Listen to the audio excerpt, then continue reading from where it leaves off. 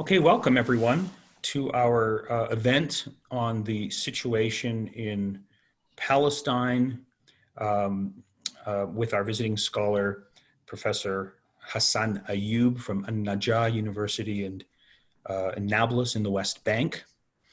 I want to just begin by stating that I hope everyone out there is safe and secure as we struggle through this pandemic. The format for today's event will be as follows. Hasan Ayoub and I will have an informal conversation about recent developments in the occupied territories facing the Palestinians. I have a couple of, broad questions that I'd like him to answer. We will speak for about half an hour, then we will turn it over to the question and answer session. You can pose a question by posting it in the chat room, and we will read those questions off and get to as many of the questions as possible during the time that we have. We'll try and end to start wrapping it up at the top of the hour. So let me first begin by welcoming Hasan Ayoub to this conversation, and really begin by expressing some deep regrets that your visit here on your sabbatical has coincided with this pandemic. And unfortunately, the university has been shut down since March, and the intellectual experience that you were hoping to obtain has not been realized because of this crisis. But that's a perfect segue, Hasan, into my first big, broad question. Could you give all of us a sense of what is happening among the Palestinians in the West Bank right now with respect to the coronavirus? What aren't we hearing that we should be knowing about with respect to this particular crisis? If you look at the numbers of people affected and the number of people who've died is actually relatively low. So what's the big picture here? Thank you so much, Nader, again. And I'm so happy to be here and to discuss this important topic. As a matter of fact, because the pandemic is all over the world, it's very hard for so many people, especially in the media, to notice a series of events and as you said, the big picture in terms of people's lives. The number of people who infected by the virus in Palestine, in the West Bank and East Jerusalem, is relatively and amazingly very limited. In total, and up until today or yesterday, actually, the number of people who have been positively tested to the virus is 603 people. More than half of them are in East Jerusalem. What is really amazing about those numbers is that more than 400 people were recovered so far, and 6 out of 8 governorates are now free of the virus. But the major problem out there is the percentage of Palestinian workers who work inside Israel, and it's up to 70% of the total people who were infected. So that being said, and 3 deaths in Palestine in total. That being said, the pandemic came to sort of assert certain circumstances under which Palestinians in the occupied territories are being exposed and subject to Israeli policies and to settlement expansion and to a wide range of restrictions and blockades, not only in the Gaza Strip, also in the West Bank, because of a whole system, a whole regime of blockades and checkpoints, segregated bypass roads, and so on and so forth. So, which makes Palestinians in the occupied territories more vulnerable and more exposed in case of a serious outbreak. So until now, one can say thankfully, for different reasons. No one can tell, how in the world that in a region like Iran or Turkey or inside Israel itself or Egypt or Jordan, comparing to them, the situation is under control in the occupied territories.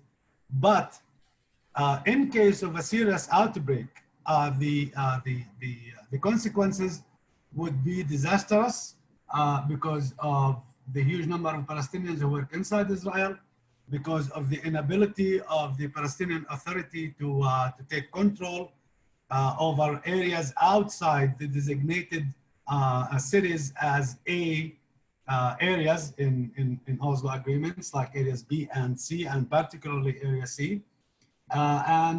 Because of that, and in addition of all of this, our health system in the occupied territories is so weak that it can't handle huge numbers of people infected.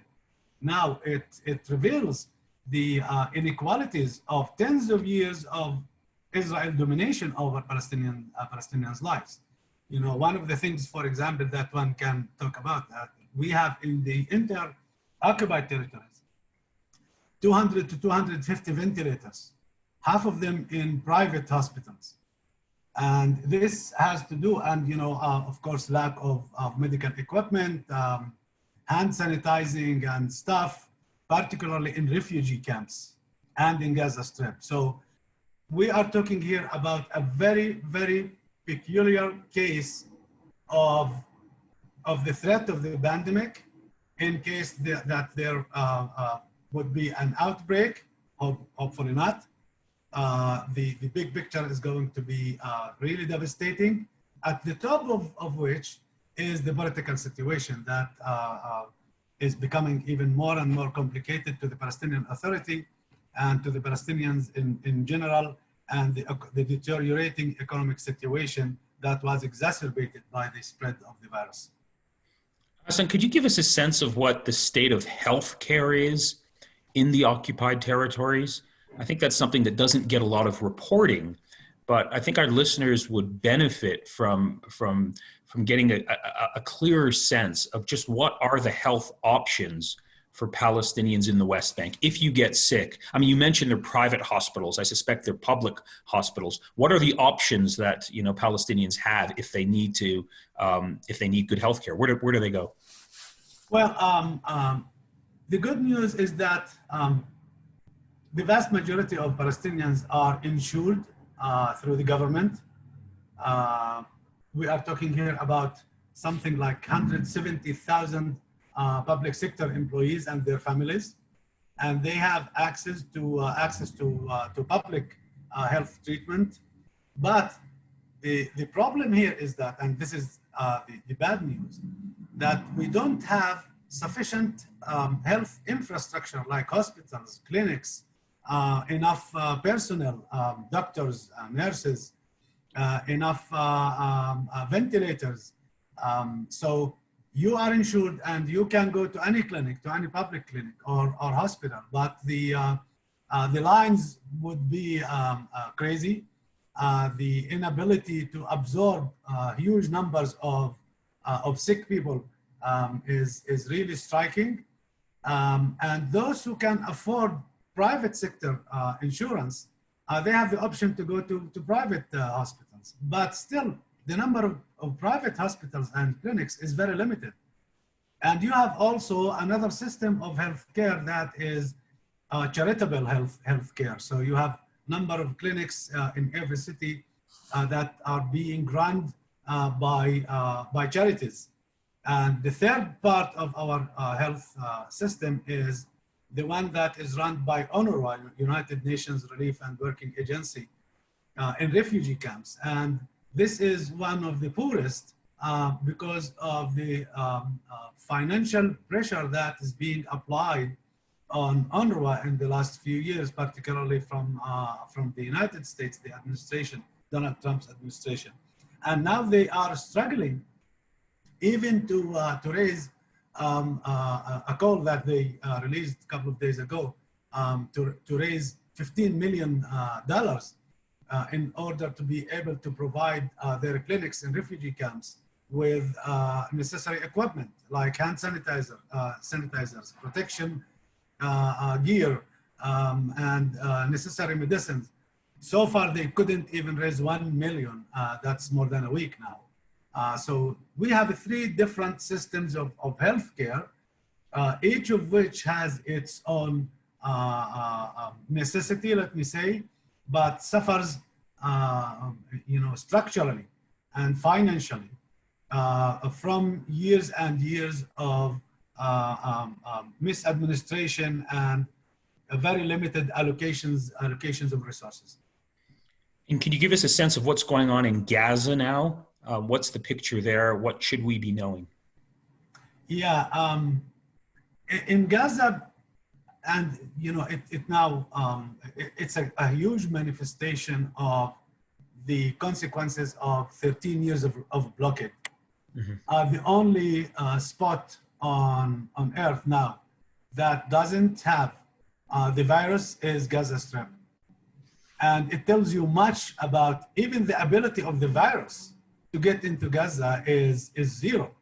Actually, all those cases, almost 170 cases, are registered in Gaza, not inside the Gaza Strip. It's people who are coming from abroad. And Hamas managed to establish a quarantine facility on the border crossing of Rafah, and quarantined all those people in this facility before going into Gaza.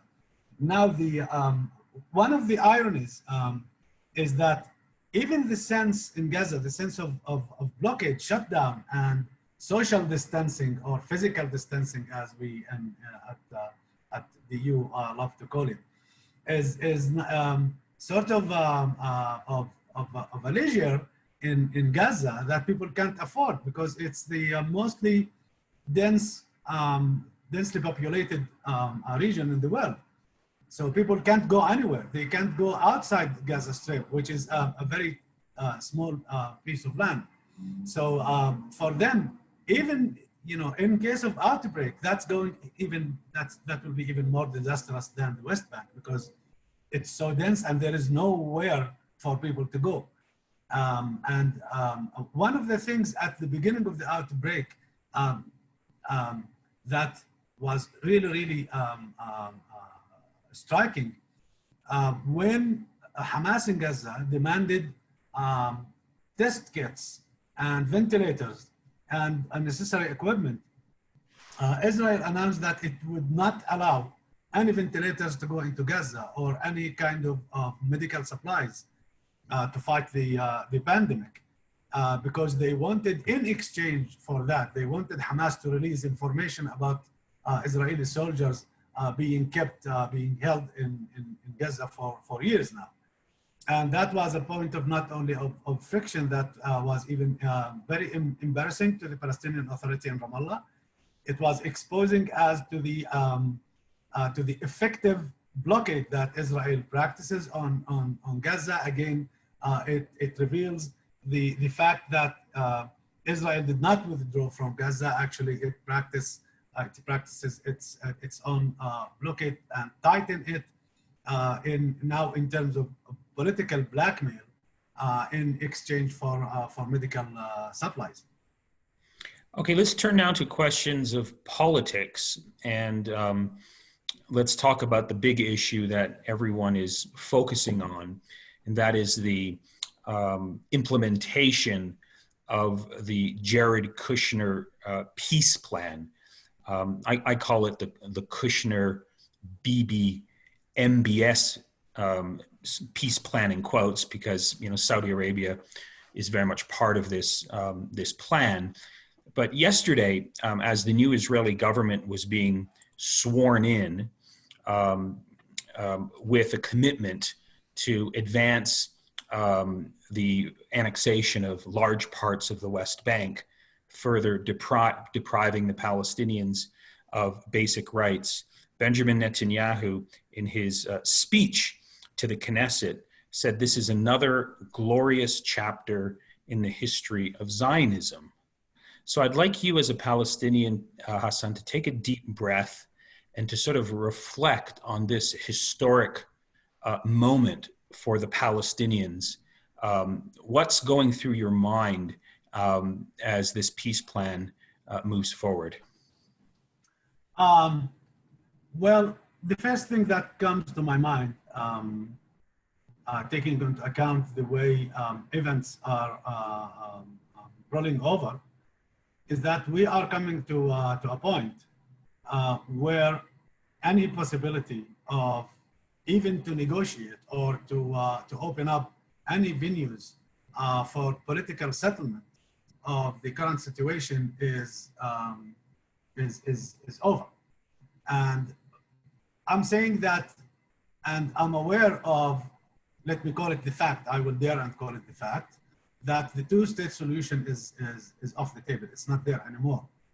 And Israel worked persistently with the United States, especially under Trump's administration, in order to render the two-state solution annual and void of any meaning whatsoever.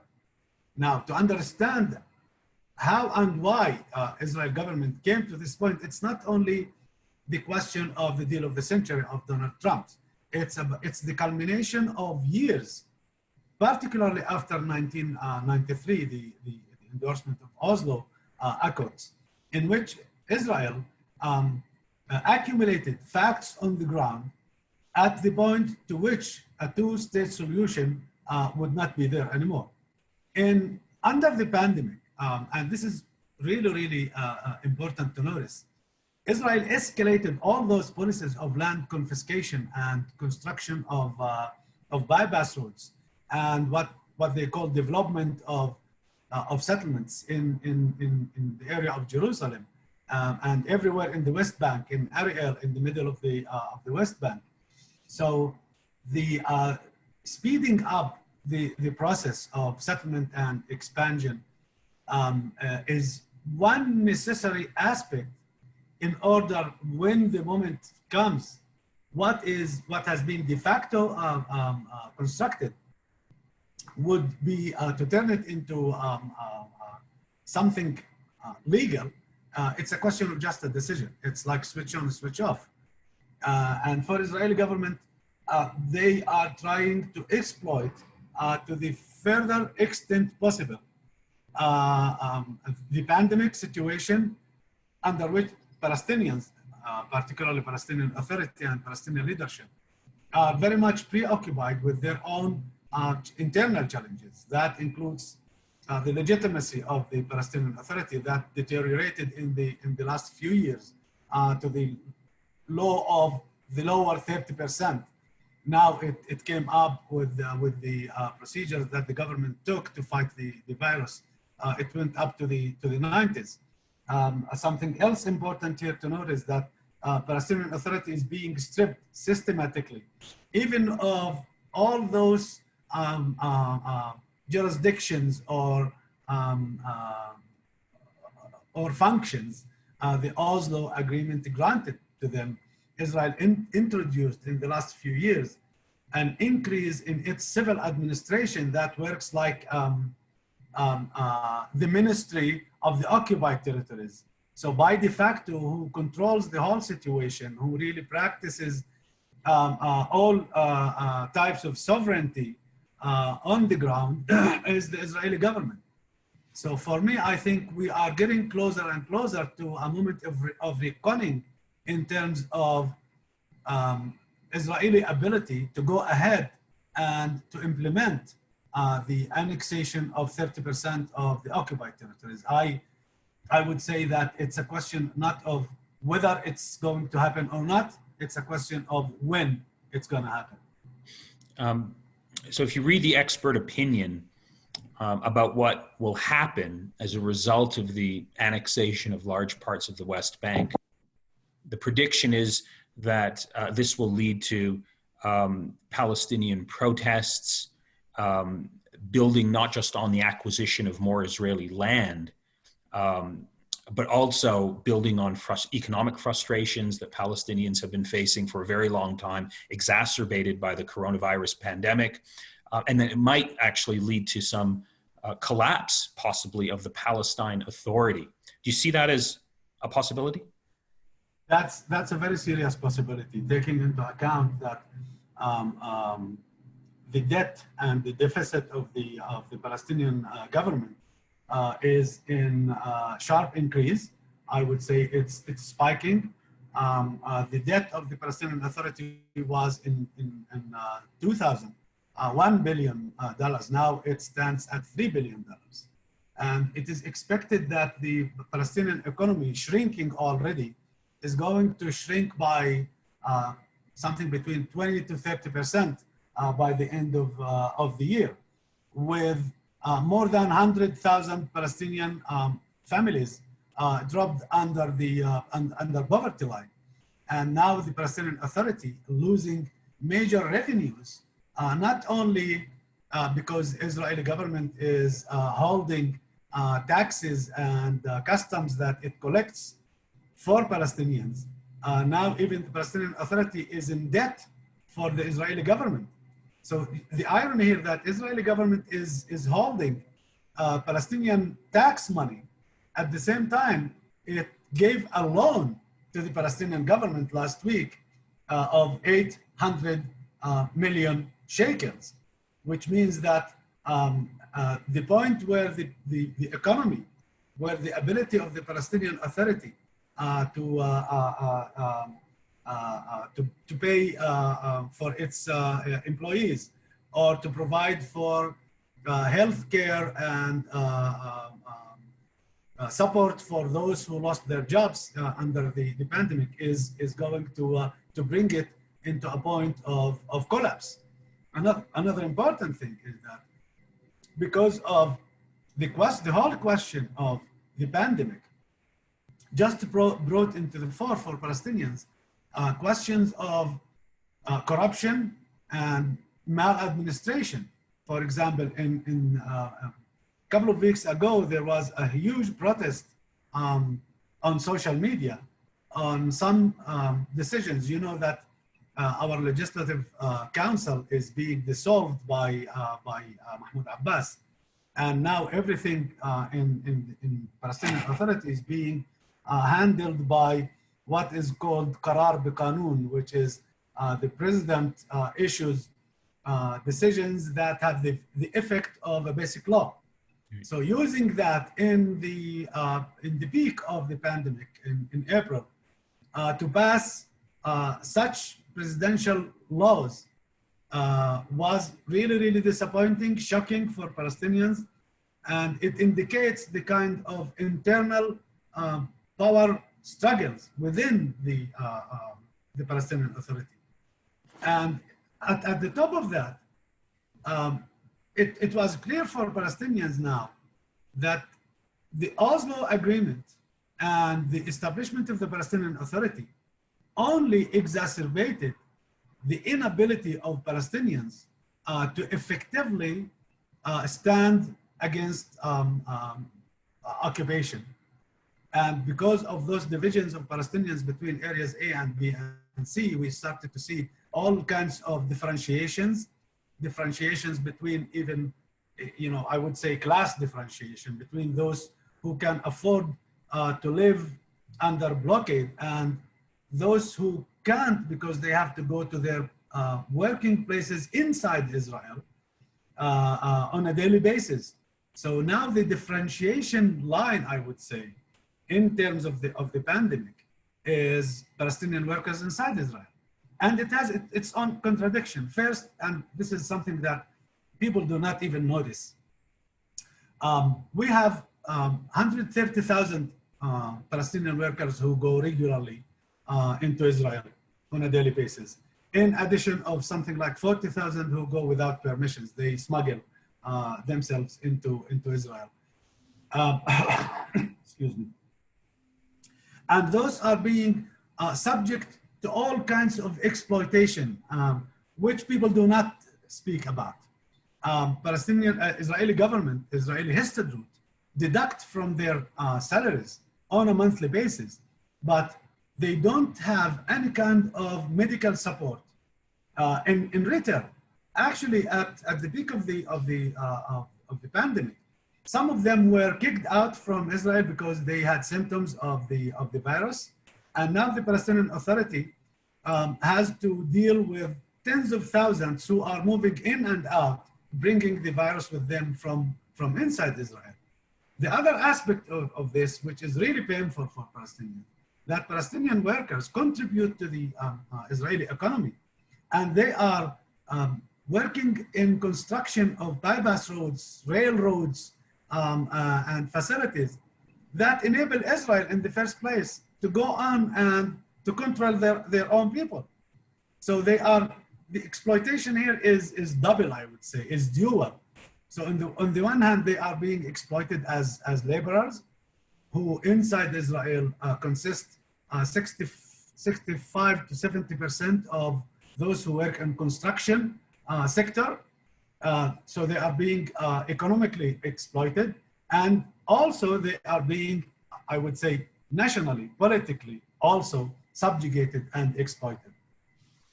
Okay, one sort of final question before we move over to the viewers. It's a big picture question, and it's a question that really stems from what we're talking about. Without a doubt, the Palestinians today are at their weakest moment in their collective history. They have a broken, dysfunctional, and monumentally corrupt, national leadership. Their regional allies have all abandoned them. The international community today is in many ways tired of this conflict and focusing on their internal problems. So I think the big question that needs to be posed by Palestinians and their supporters is how can the struggle for Palestinian national rights, how can the national liberation movement for the Palestinians be revived? What in your view, as someone who lives in the West Bank, as someone who participated in the first Intifada, you're deeply connected to sort of developments among Palestinians. Could you just give us a sense of what you think are the key obstacles that are preventing a revival of a serious national movement that can bring some sort of constructive end to this long conflict? Well, what a question. It reminds me with that concept of Antonio Gramsci that he calls the interregnum, or that point of time in which the old is not dying and the new is not being born yet. So the problem here is that for Palestinians, as a national liberation movement, I think that the abandonment, particularly of being a national liberation movement, was the point at which Palestinians started to lose their leverage, their ability to present themselves and to represent their own people in a very clear sense of a struggle for liberation. And we turned into a struggle for statehood or independence. Now, with the Oslo agreements, even if we, for the sake of argument, we can still talk about a Palestinian national movement, this movement has been split since then, not only with Hamas taking control in Gaza and Fatah controlling the West Bank. We have to be careful about control. Mm-hmm. But again, for the sake of argument, even inside the mainstream Fatah and Palestinian Authority, the dynamic here was sidelining the PLO as the overarching political organization and squeezing, the whole vision and the strategy of Palestinian national movement into this very narrow mentality of Mahmoud Abbas to insist on stripping Palestinians from their tools that would enable them to confront Israel. including depoliticizing the Palestinian society. And this is the main challenge that now face Palestinians, which is depoliticization mixed with policies of neoliberal economy that made majority of Palestinians go for borrowing, for consumption, and changing the whole culture of national liberation. So this is why I said we are coming closer to a moment of reckoning, because all of that is going to collapse. And if it's going to collapse, that's going to be really serious and dangerous, because okay. there is no overarching political organization that would, let me say, stream or steer Palestinian protest and resistance against Israel's plans to annex the West Bank. Mm-hmm. I mean, this question was somewhat unfair to you because it's a huge question that doesn't have an easy answer. Okay. We would need a separate session just to really scratch the surface of the topic. But in recognition of the patience that many of our viewers have demonstrated up until now, let's turn to them and try and get through as many questions as possible. Gina, our program manager at our center, and Nate Bailey, my research assistant and a student at Corbell, will be reading questions as I call them out. So let's go to the first question, Gina, and read it out, and we'll get an answer from Hasan. Okay, the first question is two parts. What is the anticipated reaction by the PA and Palestinians if Israel annexes territory in the West Bank? And what will the regional and public response be? Okay, thank you. The first response from the region, let me start from there, not from the Palestinian Authority. And the most, I would say, powerful until now is the response that came from the King of Jordan, King Abdullah, a couple of days ago in an interview with Der Spiegel. He stated very clearly, explicitly, that in case Israel annex any parts of the West Bank, it's going to be a major confrontation and a difficult confrontation with Jordan, and for a good reason, because that would mean that Jordan would become the home, quote unquote, for Palestinians, which was one of the major Israeli and Zionist planning for decades now. And they claim that, homeland for Palestinians is Jordan. Already, 50% of those who live in Jordan are Palestinians. So this is the first serious reaction, I would say. And following that, other reactions have become even more serious from the European Union, for example. But the main problem remains the reaction of the Palestinian leadership, political leadership. For 2 or 3 weeks now, the Palestinian leadership was announcing that it's going to have an urgent meeting to figure out responses on the annexation. And those meetings were postponed once and again, waiting for two things. And this is what is really dangerous about this type of political leadership, waiting for Israeli government to be coalesced and to be accepted by the Knesset, and to see what would be the portfolio of the new government, waiting for Mike Pompeo to come to Israel and to negotiate with Bibi the details of the map of annexation. That is politically detrimental. The only response until now is that Mahmoud Abbas is threatening to declare all agreements as annulled by Palestinians, as if those agreements, are still there. So this is the only threat that Palestinian Authority introduced until now. Okay, let's go to the next question. Nate? Yeah, so the next question is, Somewhat related, and it is, if the annex goes through, is there any way to reverse it in the future, or will it be an action that is set in stone and become the new status quo? That's a very good question. And to answer it, one should think of the history.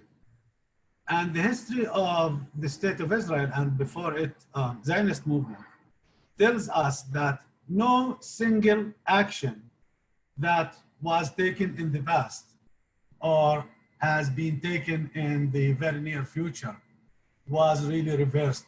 So Israel took, for example, Israel took more than 20% of Palestinian land that was earmarked for the establishment of an Arab state in 1948.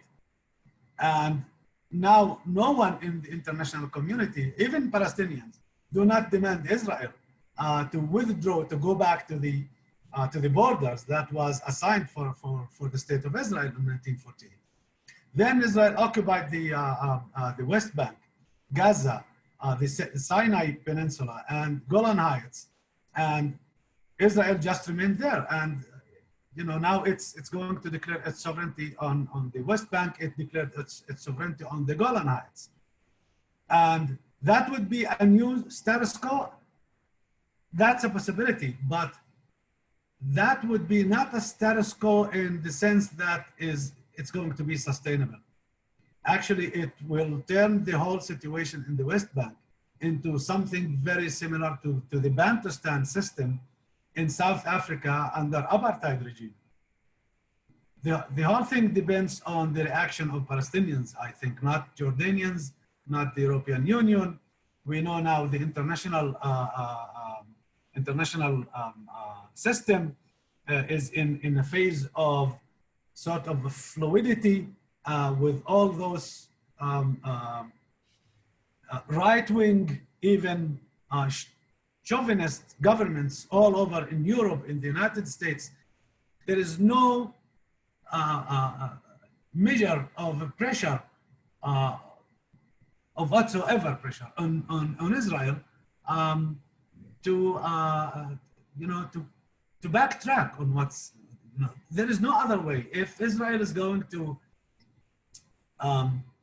advise its own experience, it would say, okay, in the past we've heard all kinds of threats and condemnations and so on and so forth, and everything just went smoothly, and now everyone has to deal with it as a fact. Okay, let's go to the next question, Gina.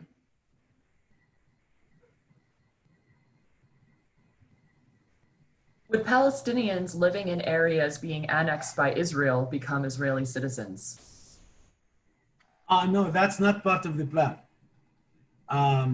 The plan is to annex, and if you put the map in front of you, the Jordan Valley, where Israel is talking about the Jordan Valley.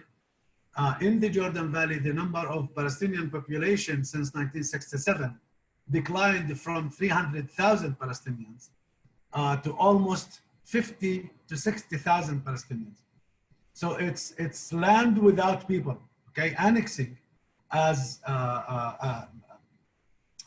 possible of the Palestinian land with the minimum of Palestinians, plus major settlement blocks, which means that Israel has to deal with maybe a very, very small number of Palestinians who would live like Palestinians in East Jerusalem. They are not citizens of the State of Israel. They are residents in Israel.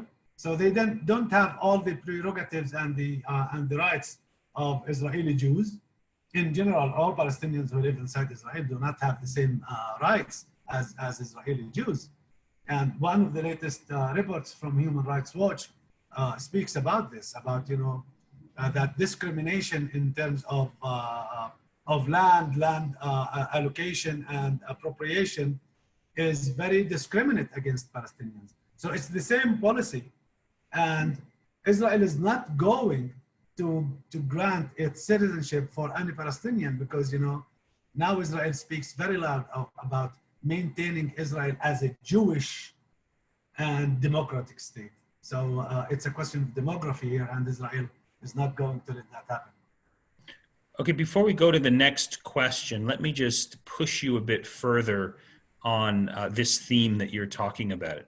there is a narrative that's out there that says that this annexation of large parts of the West Bank, while in the short term, obviously it's a catastrophe for the Palestinians and for the prospects for peace, but looked at it from a long-term perspective, this is something that can be and should be welcomed because it's the least worst option for Palestinians in the following sense, that this new annexation plan will provide for the entire world new moral clarity to see the conflict in clearer terms than they had before, because it will put an end to a series of lies and illusions that many people had. Number one, that somehow these settlements might be, rolled back, or Israel might withdraw from the occupied territories.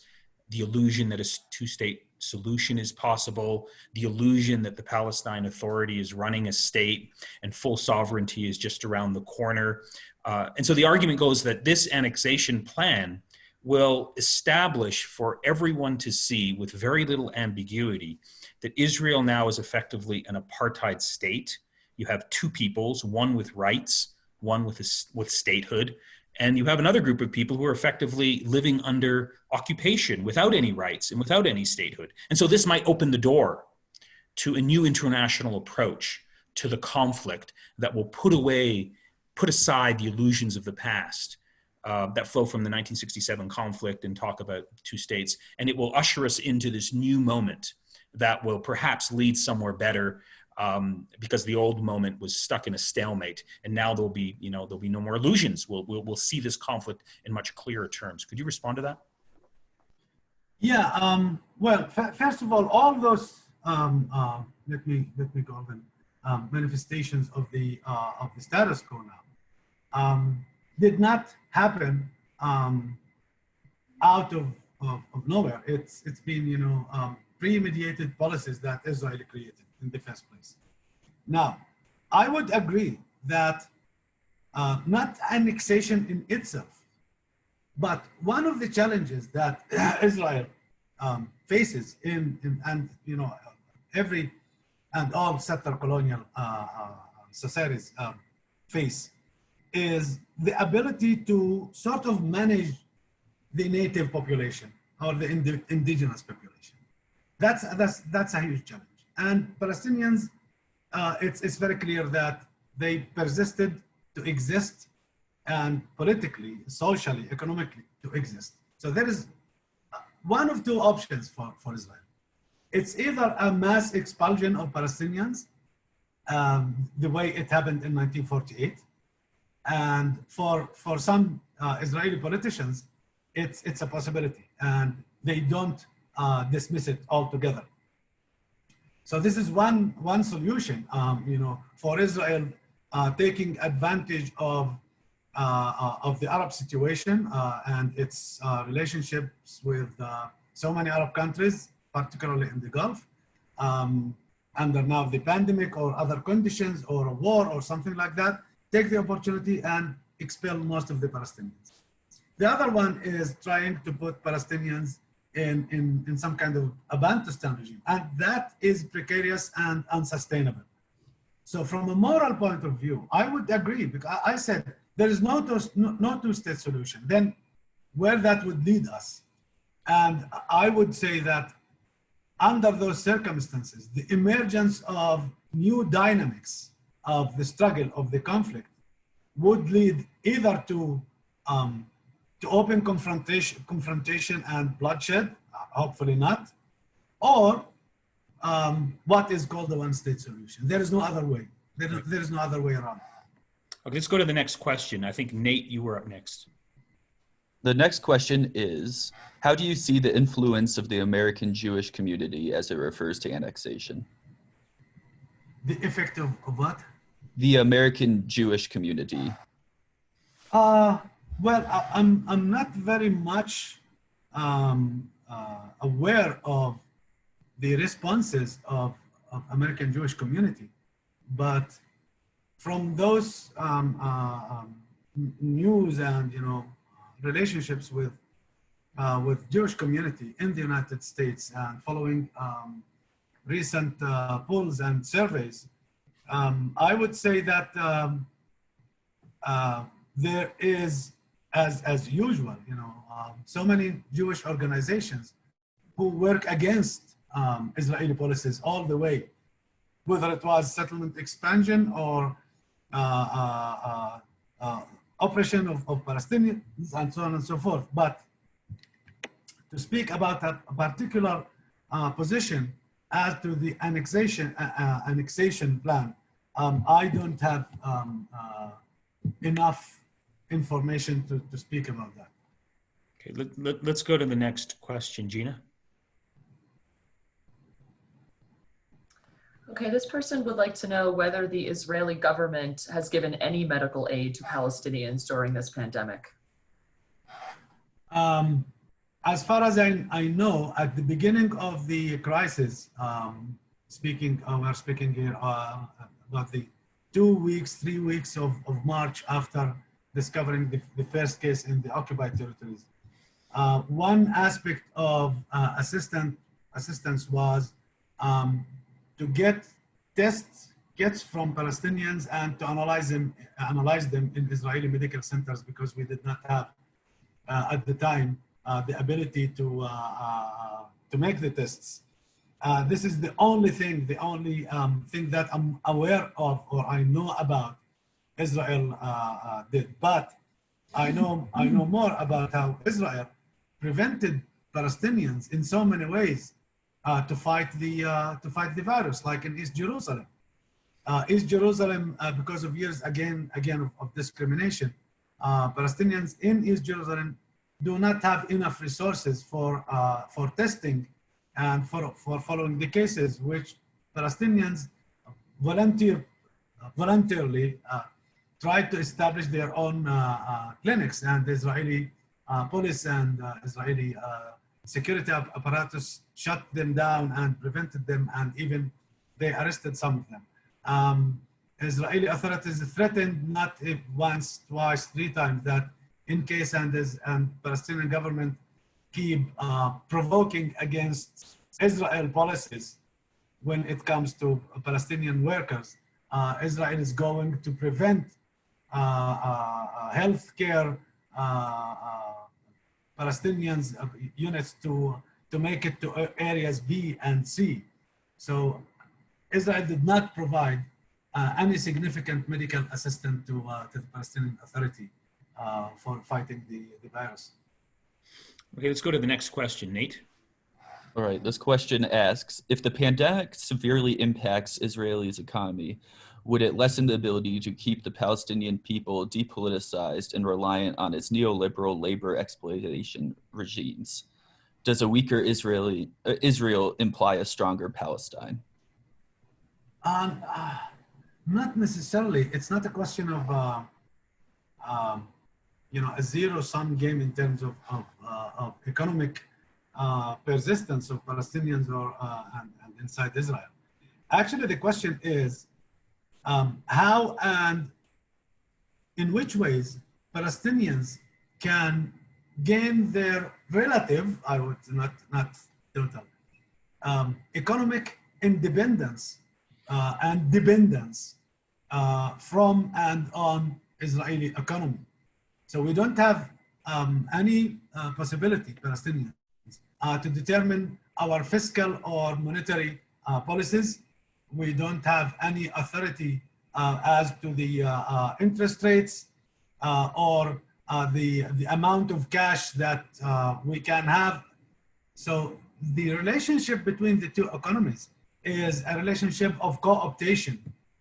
Israeli economy just, it's co-opting Palestinian economy in so many different levels, in which, and of course here the Paris protocol, economic protocol, plays a major role in keeping Palestinian economy dependent almost entirely on Israeli economy. So it's not a question of the weakness of Israeli economy is the strength of Palestinian economy. I would say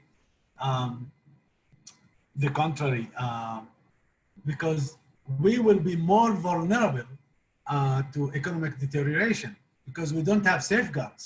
We don't have enough reserves. We can't, for example, allocate billions of dollars for people who are suffering from the pandemic. For example, the Palestinian government announced that it's going to allocate $300 million for small businesses. That's the minimum that the Palestinian Authority can offer. And the Palestinian Authority started to distribute 700 shekels for all those who lost their jobs. And when we say 700 shekels, it's something like less than $200, which is, ridiculous. But this is the ability of Palestinian economy and the Palestinian government. Okay, let's go to the next question, Gina. How will the Eid be celebrated during the pandemic? How the Eid? Okay. The government announced that starting this coming Friday, it's going to impose total lockdown during all the 4 days of the Eid, for two reasons. First one, since so many governorates were announced clear from the virus, the Eid would bring the possibility of people, because in the Eid we visit family members even though they are in different parts of the West Bank. So this is one reason. The other one is that we are expecting something like 40 to 50,000 Palestinian workers to come back from their workplaces in Israel, and the possibility that some of them would be infected is really high. So this is why the Eid is going to be at home. People will not be able to celebrate the Eid, unfortunately. Okay, we're getting close to the top of the hour. I'm not sure how many more questions we have. Let's keep going until we hit 1 o'clock. Nate, next question to you. All right. I believe this is the last question that we have. Is what have you been reading that stands out during lockdown? What again? What have you been reading? What I've been reading? Recently, okay. The last one I started to read is Antonio Gramsci Reader. I finished reading Rashid Khaldi's book, The 100 Years War on Palestine. I read something on the life and writings of Iqbal Ahmad. I read Micheline Ishay's book. I don't have books, I never thought that I would be, stranded here without any access to the library or to even to be free to go to Barnes and Noble and see, a number of books. So this is what I managed to read, in addition to a lot of articles and research papers online that I can't now, mention them. Okay, Gina, do you have a question? Is that it? That's it. Okay. That was the last one, yeah. Okay, so well, Hasan, thanks for being with us today. Sure. Again, I want to apologize for this this global turn of events that was outside of anyone's control, but it unfortunately is, disadvantaged you on your sabbatical visit to the University of Denver. You're still here for at least several more weeks teaching courses online. So best of luck with your online courses. And we hope that we can, meet again. Perhaps now everyone is using Zoom to connect. So perhaps when you go back to Nablus, we can perhaps do another follow-up conversation, sometime later this year to do an update on these topics that we've been thinking about from your perspective on the ground. Yeah. Thank you so much, Nader. Again, thank you, Gina and Nate, and for everyone who took the time and participated today. Thank you so much, and hope it's going to clear out very soon for everyone, including myself, to be able to go back home. Okay. Thank you, Hasan. Thank you, everyone, Sure. for tuning in.